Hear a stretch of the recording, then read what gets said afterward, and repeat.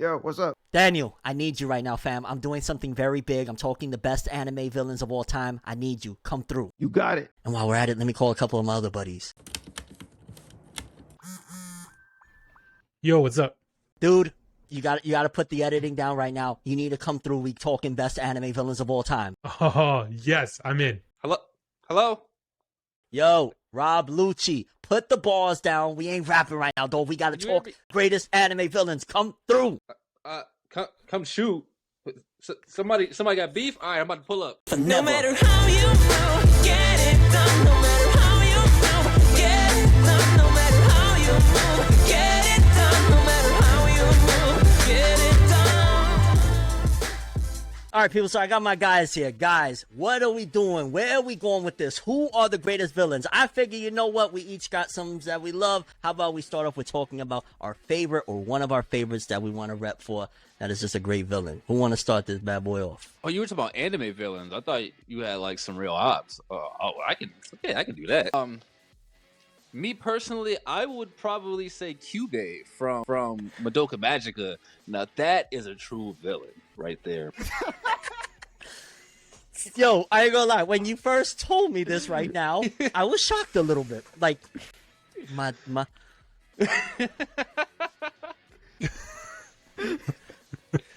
So, I mean, do you think it's a far-fetched pick, though? I think that's an amazing pick. I'm not gonna front right now.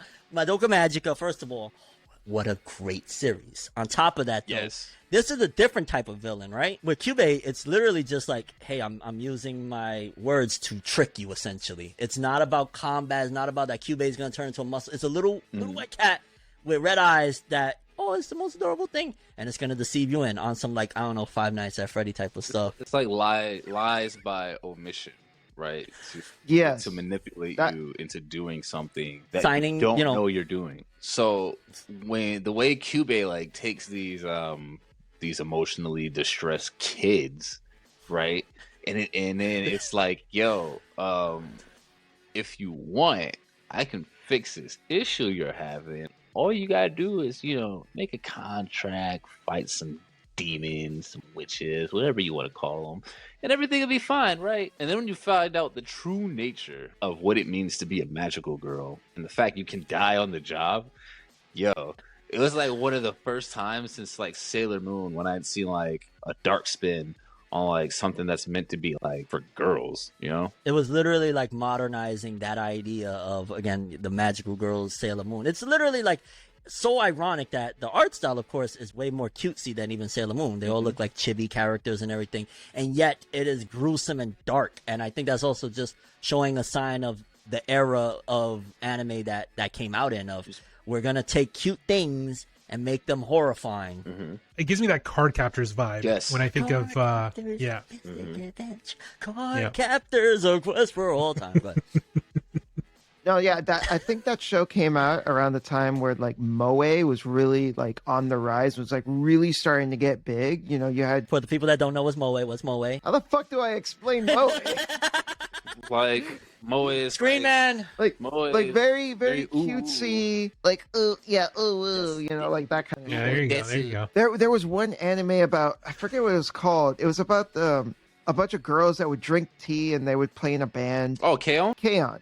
That show in particular, that was right. The explosion started with Moe, and I feel like because of that show, we also got shows like Lucky Star, and I think Madoka Magica looked at those shows. Oh, Lucky Star came and they were like, Kaon. it came out before K-On! Okay, well, the point is, I think Madoka Magica was looking at the popularity of those shows, and they kind of incorporated that art style in order to pull off the trick with Madoka being this on the surface very cutesy show with maybe a bit of a dark undercurrent, but then it was actually much more than that. And I guess that's also something that, and I'm real happy that that's what Rob decided to lead with. Because again, villains come in all different forms. And honestly, as Rob was saying that shit, I felt like, yo, Kyubey is the representation of a music exec. Bro, you couldn't even kill it. You can't. Like they was shooting holes in it, cutting its head off. They was doing like all types of shit to Kyubey, and Kyubey would just like reassemble itself, still talking shit. Essentially, its combated powers to do bad things to you is its magic, right? Kind of like that, what is it? Wishmaster or Death Wish, where one of the two, where it's basically like, be careful what you wish for because you just might get it. and then like this one character wishes for a certain event, and then next thing you know, it's like the dude or the person is like this member. It's a really, really odd thing of, it's kind of, again, I don't know, it just reminds me of a record executive. I'm gonna promise you your dreams, and you're gonna burn in hell when you're done with all of this if things if your wish basically is a little out of the norm. Yeah, it's like making a wish to a genie. It's like you have to be really specific about your wish or understand the consequences that could happen because of this wish that you're making. Now, the workaround that they had to find for that was actually really interesting, and it's what ends up making Madoka probably one of the most powerful anime characters to exist. The Walpurgis Knight. And yes, she can beat Goku. That's crazy, yo. Madoka Magica literally has a character that can destroy Goku. Destroy. She's like a goddess. She's like literal deity. With one arrow shot. Like literally at that point, there's only like somebody like Sinbad from Magi, or somebody that is on that godlike. Like Sinbad, essentially, he said, "Oh, spoilers. Damn, now I understand what y'all mean." Spoilers. Ouch. Yeah. Damn, I know what y'all mean. Fuck it. So Sinbad, no. I love Sinbad, by the way. Or it'd be like the concept of like maybe Sailor Saturn. Which one has the glaive, right? The glaive of silence, and it's like one swing. It's been a minute. One swing can like reset like all existence or some shit. What? I didn't even know about that. Okay, No, are any of you Haruhi Suzumiya fans? Yeah, Haruhi Suzumiya, like on a whim, can rewrite history, which is crazy, but that's Sinbad. What did I ask for? Can we really explain it without? Oh yeah, I do it all the time. Yeah, but I'm having fun right now. Fuck, I want to get deep in it. All right, whatever. All right, well, you guys heard mine. What about you guys? Okay, I'm taking this over right now. I'm sorry, I gotta do it because my guy, he's not second by any means. I let Kyubey start this off, but this guy's number one, and you're probably like, yo, we already know Fornev, and I know you know, but I gotta rep for our people. I gotta rep for the clan. I put it on my back. Madara Uchiha, baby. Now. Such low-hanging fruit. Low-hanging fruit? Low-hanging Yo, get him. Yeah, we'll see. Comment section. Let's hear it. Get him. First of all, I'll be honest with you. I mainly have to put on because he is classified as a villain, despite the fact that Madara Uchiha is the original hero of Naruto. Well, minus the Sage. Man, he's the reason racism exists in Naruto. No, that's Tobirama. Yeah, because he had to go ahead and be a filthy Uchiha.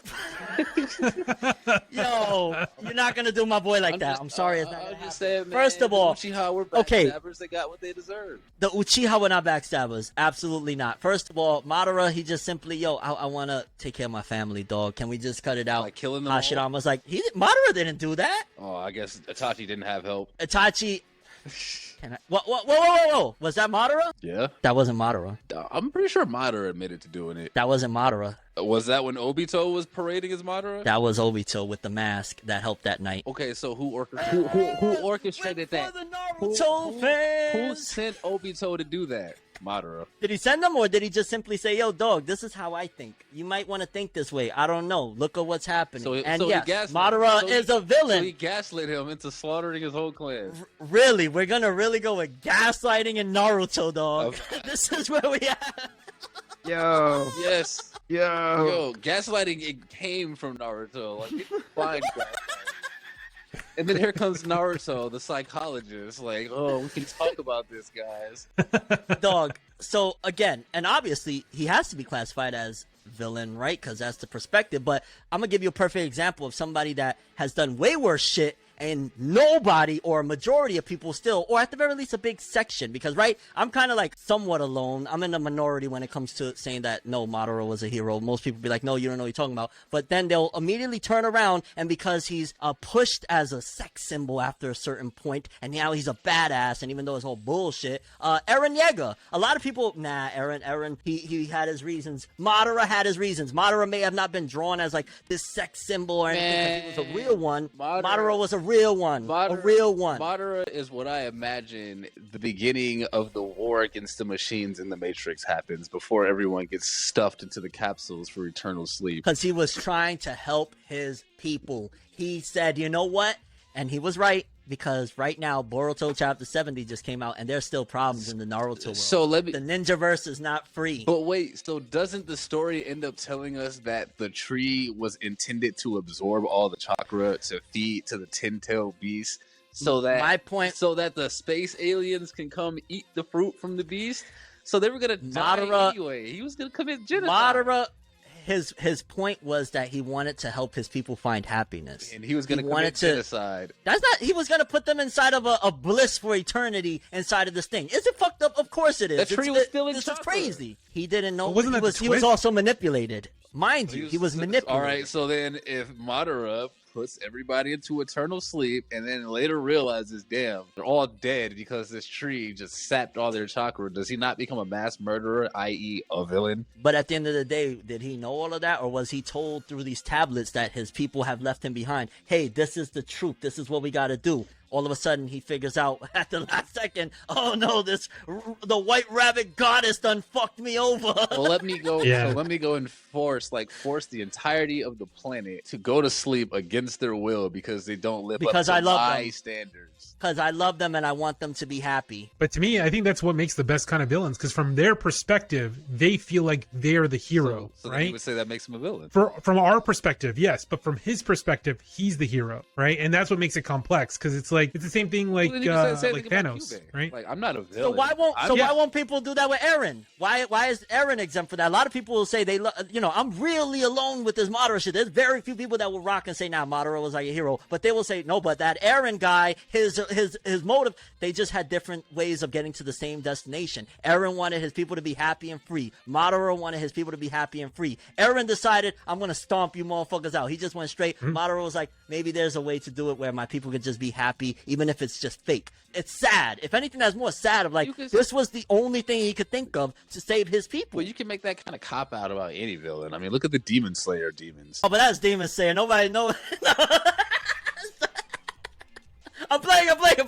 I know what you're saying, but those are a little bit more straightforward. Yeah, you got, that's, Because like Dragon Ball, for example, right? Like Cell, Frieza, they're just bad for the sake of being bad. Bad. Like they just want world domination. those are right? actual. Those are But these villains, though. characters- They don't think they're the heroes of shit. They just want to be villains. No, exactly. They're But something like selfish. Eren Yeager, it's a very complex character because depending the perspective He just wanted and revenge. how you view things, yeah. But from his perspective, he's Eren saving didn't his just people, want right? revenge. He wanted his people to be liberated and free from the bullshit. Yeah, exactly. He said, you know what? Y'all ain't gonna leave my people alone. I'm gonna stomp every last one of you motherfuckers until you leave my people alone. Yeah, and from that perspective, is he wrong? Right? Like these people, So he's Malcolm right? X. Exactly. And I've literally said that before. He is literally like Malcolm X. And I'm fine with that. But why can't we also say the same thing about somebody like Madara Uchiha, that he just had a different way of doing it, but nevertheless, he was trying to get to the same destination. I just want my people to be happy. So in Madara's case, and it's funny that now you're like trying to argue your way out of him being a villain when he's your choice of pick for greatest villain. Madara's. But I started off saying that it's a complex situation because I do look at him at the end of the day as the original hero. I did say that. I started that off. So Madara's, the way Madara wanted to do it would have effectively been like, hey, listen, all of you guys are like not living up to my standards. So I want to take all of you and put you back into slavery so you can all be equal. It had nothing to do with standards. It was not about his standards. It was, I see they're about to do something to my people. I could see the writing is on the wall. My people won't listen to me. This Tobirama guy is bad news for us. He doesn't like us no matter what. What do I do to help my people? He tried to talk to his people. They said, get the fuck out of here. We don't care no Okay, more. but Move. that was when he was alive, and then he died, and then he had this whole plan set up to come back to life so he could back force to save his so people. he could force save everybody his into people. slavery. So he could. How is that slavery? If I'm being That- being forced to sleep against my will, that's being See, being, you're that's putting- being you're you're in dressing you're it in up. captivity. Are you not? You're dressing it up differently. You're dressing it up is he- differently. is he- That's is he simply. not forcing people into captivity. Yes or no? Is he not trying to make them Is happy he, or with what is he's he doing? not forcing people into captivity? Is he not trying to make them happy, even if it's a twisted thing that Madara believes in? Is that not his ultimate purpose of I want my people Why to are be you dancing happy around and the safe? question though? Which one is it, Why are you Rob? dancing around the is, question? is Chris doing porn or not? No. Is he or is he not forcing people into captivity so that they can live a life of what he deems as happiness? It wasn't about what he deems as happiness. It was my people. I see the writing on the wall. They don't like us. They hate us. Tobirama is literally Bro, a death sign for my people. His people were already dead. He sent his own mans to kill his people. So what does it matter? No, after a certain point, he was like, "Oh, he turned bitter after a certain point for a moment." so But he's a also, it villain. wasn't even So about. he's a villain. He turned. Yeah, you either die a hero or live long enough to see yourself become the villain. And you know that, bitch. Don't lie. You know he that, died a bitch. villain and stayed dead long enough to become an evil. No, he died a hero. He died a hero. A hero to and who? came back as a hero to villain. who? A hero to his clan. that he later sent to get killed by his own clan member. Do you believe that putting somebody in a dream world, at the very least, there's intentions of like, yo, he just wants people to be happy? I mean, I think the whole thing is fucked up because of the issue of consent. Like he may have had good intentions, but Oh, like really, you bringing in consent to this shit? Like, yes. he wants to save his people. He loves his people. Can y'all all agree across the board though? Madara he loved his people, right? Can we admit that? Rob, you can admit Madara loved his people, did he not? Like, to me, I think he had the same idea. Wow. Of, like... So for me, I think for Madara, yeah, he, like, in his own mind, he thought he was saving his people. Like, that was his ultimate intent. He thought his people were being threatened, which they were, but we do obviously get, like, the perspectives later, right? But from his perspective, The at perspective that time, that heroes and fucked up. Go ahead. yeah, exactly, right? So he's trying to say, like, he's like, oh my god, like, we're gonna be slaughtered, like, we're gonna be erased from history. So I'm gonna do whatever it takes to stop that from happening. Obviously, it's extreme, but like, he thought what was happening to him was gonna be extreme. So that's really, like, when you think about war or anything, like even within real life examples, that's everything. Like, everything happens because somebody said something. So yeah, I just think with everything with real life examples where you have, you know, somebody says something and it just causes this chain effect, and you think you're going to be killed and all your people are going to be killed, you're going to do whatever it takes to stop that from happening, right? So I think Madara, in that sense, yeah, he is a hero from that perspective. But of course, just like anything, the hero does eventually become the villain if you're doing something that's going to affect other people. Because from their perspective, of course, you're the villain, right? If you're going to come and kill me, I think you're the villain. But from your perspective, I'm coming to kill you, so I'm the villain, right? So to me, obviously, as time goes on, it gets way more complex and problematic, and you solely could just become the stereotypical villain from that scenario, right? To me, but it starts from there. So his intentions at first are genuine, still messed up, but genuine from his perspective. He loves his people. So the thing about that is, like, after a certain point, when you start doing stuff that goes against what you stand for, how can you be a hero? Like, if your goal is to protect everybody, but then you feel like you have to kill everybody to protect everybody, are you even protecting them anymore? No. Well, at that point, he lost his way. At that point, like when when once the massacre goes down and everything, he's already a villain. He lost his way. He set this boy off on this journey to do this shit. He's lost his way at that point. I'm strictly speaking, though, he still had in his mind, regardless of what, as fucked up as I'm gonna go. See, one of the biggest things about Madara too that is misunderstood and is never really pointed out is that dude started off as almost hometown hero turned to I'm gonna be the world's hero. And here's what I mean by that. It started off with he wanted to save his clan, right? He started, I want to save my Uchiha clan. After he does what he does and he sends Obito on his way and yada yada, which, to be fair, I don't remember Madara telling Obito, and maybe I'm misremembering, it's been a while, but did Madara instruct specifically, hey, Obito, help out this Itachi dude to do so-and-so? I don't remember, like, I don't remember specifically how he went about getting him to go do that shit. Okay, but anyway, my point being is that he went from that to, after that, think about it, he's trying to save the world now. He's no longer worrying about his clan. He's at that point, I'm going to put the whole fucking shinobi world in this bitch. I'm saving everybody. I mean, but are you being saved if, like, you can't leave your room? He's like, in imagine, his mind, he's doing it for I mean, that's happiness. cool if it's in his mind, but we're not talking about his mind. We're talking about the effect that he had on the people around him. And the effect that he had was pure villainy. I wouldn't say pure villainy. Would the Uchiha clan have even lasted as long as it did in all those wars back in the day against Hashirama's father and all of them without Madara? They were still alive after he was gone. Yeah, after they were like, you know what? Fuck it. We rock with the leaf. Yeah, Madara, he's a bozo. Get him out of here. Okay, with it. So do you think they would have lasted as long if they didn't decide to try to overthrow the village? Yeah, probably. Wait, what do you mean? So at first, the whole point of whatever Itachi was doing was that he found out that they were planning a coup. And so the third was like, all right, well, you gotta go take care of that.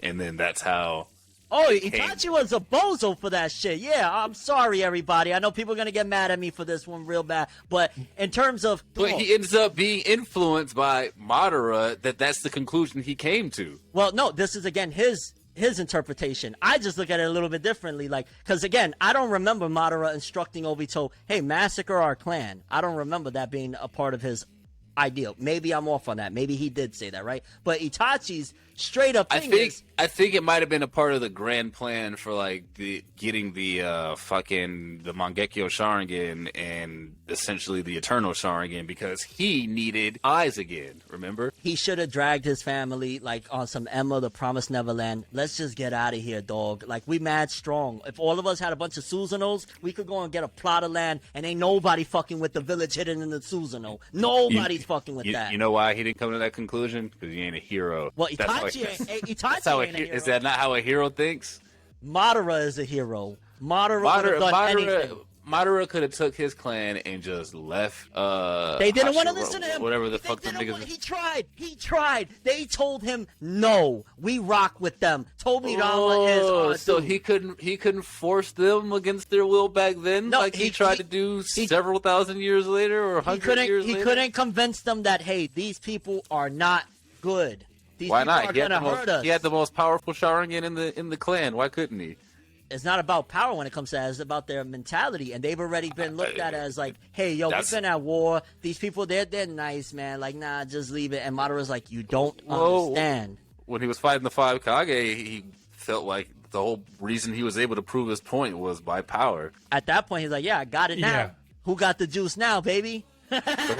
But his ideals then were no different from back then. Like, he was trying to prove he was stronger than the first, and that the Uchiha deserved to lead Konoha. You know who I think is like a true villain more than Madara is definitely Shigaraki. And that's incorrect, but go ahead. Madara's the best villain, the best hero. Madara is that dude. I think But Shigaraki was actually a better villain than Madara myself. But hey, we were saying that Madara is a hero. So in terms of pure villain, Shigaraki, I don't think he has much of a good bone in his body. Even from inception when he was a kid, right? He was already getting corrupted.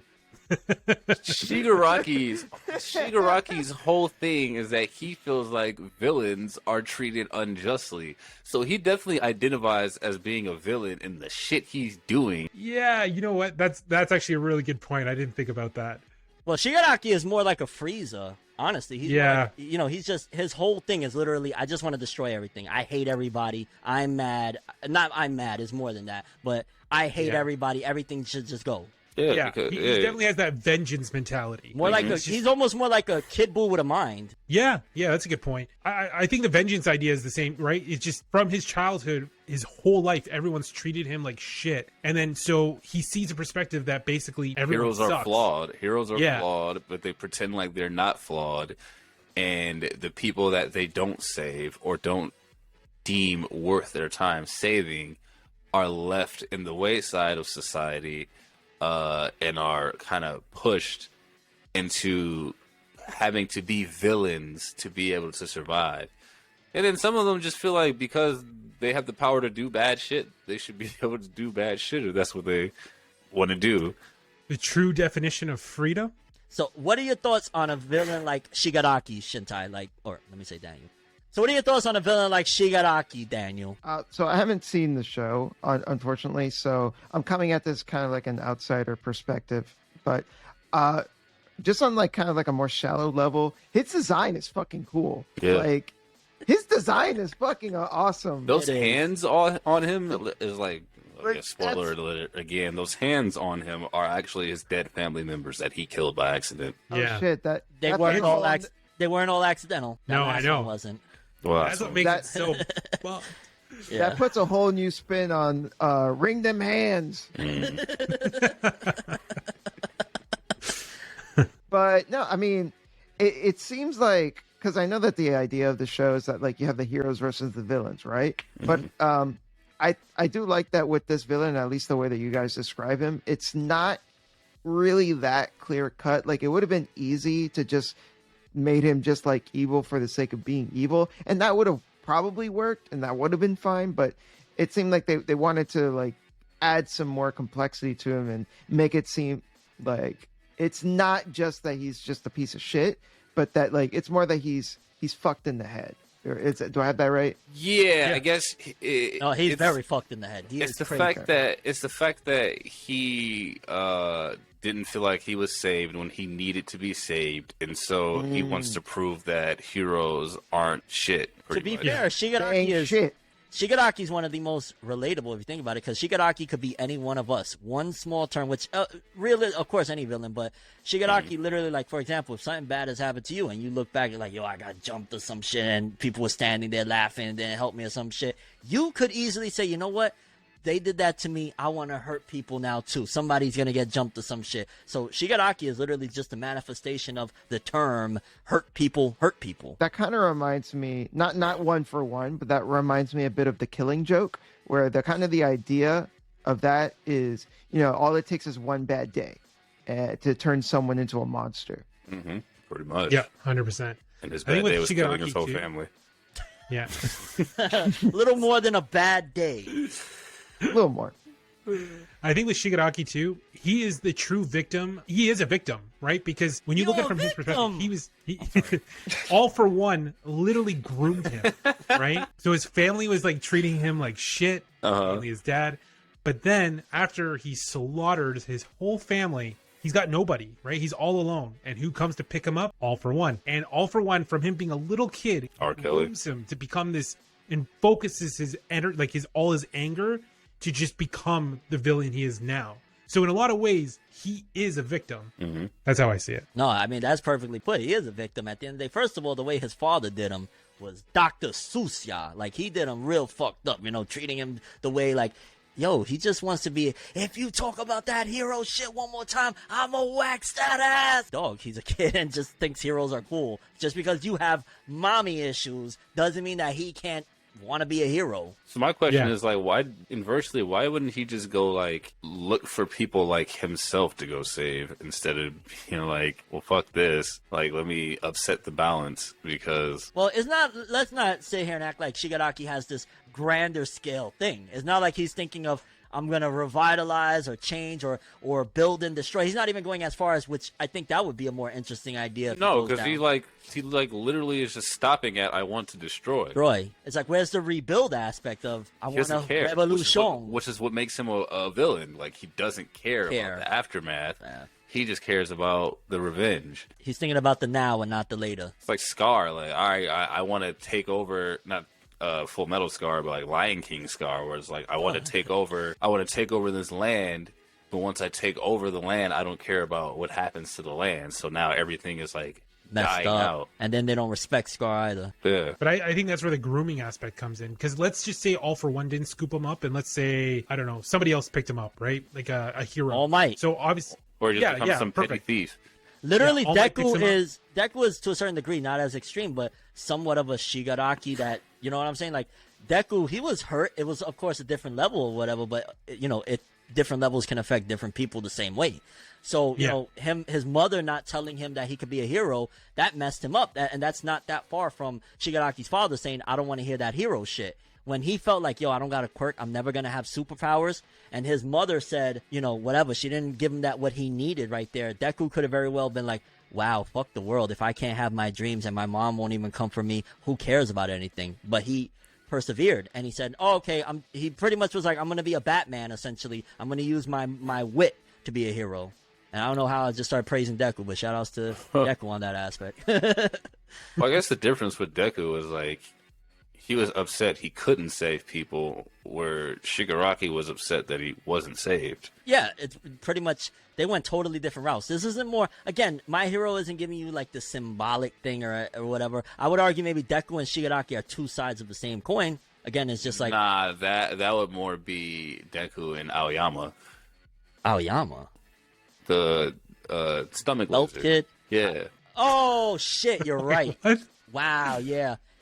Oh no, we can't, that's too far with the spoilers, I'll be honest. Oh, you're in manga territory. Sorry, Okay. yeah, we Yeah, can't. yeah. So Daniel, you said you had one, right? That's right. Have either of you motherfuckers, and I know Fernev has, seen Fate Zero? I haven't actually. I've not seen it. It's literally in my queue. It's been there for 2.5 years. Okay, yo, I'm It gonna had the go. I'm it gonna had the go. Urobuchi. It had Urobuchi. Urobuchi did Madoka Magica. Yeah, so it was co-written by Orobuchi. Yeah, so You always got to do that. You always got to I always steal the gotta do that. spotlight I for always gotta- Nasu, bro. You got to give that's- Nasu his page. I got it. Yo, Fate is Nasu's baby, not Urobuchi's. Get that straight. Oh, don't never forget that shit. But Urobuchi did do Fate Zero, and he did do Madoka Magica, and those are two really awesome Okay, shows. so wait, because Yes. I have a question, and this kind of What's ties up? into why I never watched the Fate Zero shit. Okay. How important or like relative to like the Fate Stay series is it? Because Fate Zero is a prequel Cool. to It's- Fate okay, Stay because Night. I was always told like Fate Stay was boring, so I never like gave it a chance. And then like as watch the newer Unlimited shit Budget started, Works, fan. is there like an order like you should watch this shit in? Okay, so You just wow. asked complicated. the most complicated Hated question. I'm not even gonna lie. So Is it when- because I know like there's like the Monogatari series, right? Where it's like Bakemana and Nisemana. Oh, that's like, there's even like a worse, certain probably. order that you would want to watch it. all right, I'm gonna put it to you like this, okay? Mhm. All right, if you really for realsies are you want to get fucking like hardcore deep into it, read the visual novel. Most people are not going to do that. Yeah, I'm not gonna Which do is that. totally understandable. So instead, I generally just recommend people, okay, if you don't want to do that, watch Fate Zero, watch Unlimited Blade Works, and watch Heaven's Feel. Now, you can either watch Unlimited Blade Works, Heaven's Feel, and then Zero, because Zero's a prequel, or you can watch it in chronological order. Either way is fine. Or if you just want to get one, rapidash, you can literally just watch Unlimited Blade Works, Fate Zero. I mean, Heaven's Feel is good, so But that's movies. I'm saying, like, sure, you could, if you decide, you know what, I fucking love this so much, I wouldn't mind seeing it again in a different perspective. Heaven's Feel visually is, first of all, better than Unlimited Blade Works and whatnot. And darker, definitely. But again, I feel It's like darker. it's three movies, so I Okay, look at it. okay, whatever. So your villain, Fate yeah, Zero. okay. Oh, Let's go shit. back to my villain. Wow, yeah. Okay, so Kotomine Kirei. He Uh-huh. is the main villain of Fate Zero, and he's also a pretty prominent villain in Fate Stay Night, depending on which route we're talking about. He's important in the Fate route, not as much in Unlimited Blade Works, but he becomes important again in Heaven's Feel. But in Fate Zero in particular is where I think he shines the most, because in Fate Stay Night he's already like full blown villain. But in Fate Zero, you really get to see just why he turned out the way he did in Fate Stay Night. And a lot of it has to do with like the central like thematic core of his character being this idea of like nature versus nurture, where like deep down, like Kotomine is a fucked up person. He was just born that way. He's was a serial born- killer, essentially. Right. He's born fucked up. But like he was brought up by a priest. His father is a priest. So his whole life he was brought up, as like a priest in training. So think about that for a minute. Like he was born rotten to the core, but like his whole life he was taught, like these really strict religious beliefs. So It actually sounds like the average serial killer in real life, honestly. On top of that, another thing that Fate does is this is made more clearly in Fate Stay Night, but it's also trying to kind of play with the idea of like, okay, if you take like your typical shonen hero and villain and put them in a realistic setting, like how would you make that work, right? So how would you explain that behavior in a more realistic way? And this is how Fate answers that question. With the main character Shiro, he's a sociopath, and with Kotomine Kirei, he's a psychopath. And right now, And- he just went so fucking deep. A lot of people are probably like, So my question, Okay. in response to that, is like, how does any of this like make him like the greatest villain? So I think he's a great villain because this is getting into spoilers. just real but- quick though, man. Rob, bravo. I ain't gonna lie, the way he directed shit, bravo. Go ahead. All right, this is kind of going to get into spoilers, but I will just say that because Fate Stay Night, I already kind of spoiled it with saying that he becomes a villain in Fate Stay Night, and then you find out how he is in Zero. In Zero, he basically says fuck it, and you see how he says fuck it. He said you see how he like slowly chips away at this, because like he in the beginning of Fate Zero, he thinks that just feeling joy is a sin. That's how fucked up he is. He is so. But well, throughout to the be fair, it's because his joy is really messed up. The joy that he wants to feel is murdering. Yes. Oh, in that Well, case, it's not- yeah, he's not wrong. It's not murdering. Murdering he's specifically. Vector. No. It's not murdering that he gets joy out of. It's other people's suffering. Oh God, yo Shinsai, are you taking us to a dark place? I mean, would he still like essentially be wrong though in thinking that his joy would be a sin because it's still getting joy and causing pain and suffering to someone else? Well, that's his mentality is so warped, right? And it takes another character to kind of point this out to him. And it's this other character that eventually leads him into just embracing who he is and to just fully accepting the fucked up person that he is. All right, so what about that puts him on the like? What does he do? Like, what does he do? That what is his role that like as a villain like vastly affects the storyline? So where the characters feel like, all right, this guy's a problem. We gotta take care of him. Give him an introspective into, to me, one of the most fucked up things he does amongst the many millions about, in particular, the manipulation and what he did with. Oh my god, dude. Okay. That is, to me, that's one of the most fucked up things you could ever do. You're a piece of fucking trash. Aside from the obvious murder, blah blah blah. He basically kills a character's father, and then takes care of that character, like as they grow up, without that character realizing what he did. He's a fucking destroyed. Not only that, but like throughout Fate Zero, like at first he's kind of used as a pawn in the Holy Grail War. They're like, okay, we're just gonna use you, and you're gonna be in on the plan so that we can win the Holy Grail War, and then you could just leave, and then we're done with you. But eventually, you know, once this other character starts talking to him and starts convincing him otherwise, that's when he starts fucking up the entire thing, and he starts going rogue, and he decides he basically turns the whole war on its head. And he's like, in particular, is also like, he clashes with the main character Kiritsugu a lot.